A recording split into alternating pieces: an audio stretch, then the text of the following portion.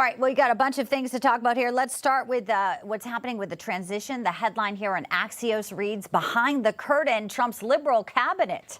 It goes on to say why it matters. It's saying lost in the noise of Trump's most controversial picks is the simple, undebatable fact that this might be the most ideological, diverse cabinet of modern times. Part of that is true because there are people who really want change. And we have seen also some from the left come over to join Trump. What do you make of how they're framing it, though? Well, it is interesting. I mean, when you had this coalition of Democrats and former Democrats want to be a part of MAGA and MAHA, and all these this great coalition we're building, people like me, I'm a strong conservative.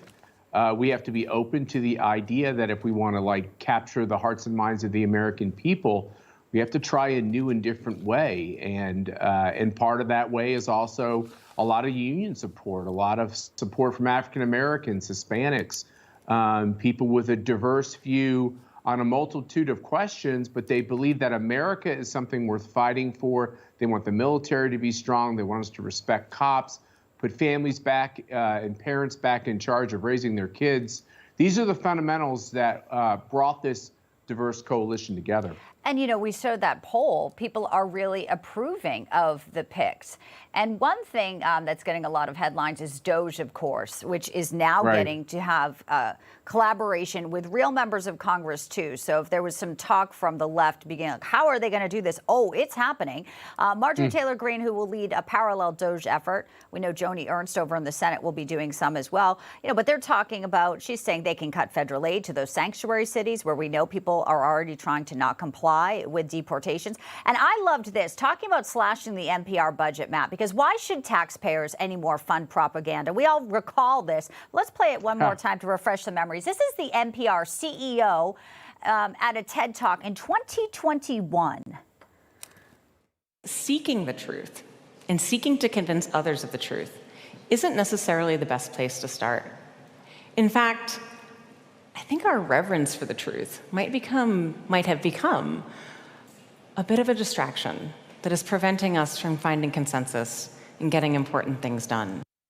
That is the CEO of NPR that we as Americans fund. No, it's all about the truth. And I guess that's why Elon is, joking about buying MSNBC. Not too out of the stratosphere, I don't think. Right. Look, NPR, PBS is no better on the TV side. And then you have all the subsidies and help that the broadcast and legacy media get from the federal government. I think all that should be looked at. I mean, it's disgraceful. I used to listen to NPR every morning. I wouldn't even think of turning it on anymore. It's become so disgraceful because they now take sides in all these policy positions. And they say that, they won't have, people who are cynics on the Green New Deal on the show because you're anti-science, blah, blah, blah. It goes on from there. Now, look, on the DOGE piece, Bianca, I'm all for cutting all the government we possibly can cut. Right. But this has to go through Congress. Everybody has to keep in mind, all this stuff has to go through Congress. Republicans in Congress fail at this notion of cutting spending. The very first thing they should be able to do is have a massive multi-billion-dollar rescissions package to cut all the funding that's still in the budget that was for COVID.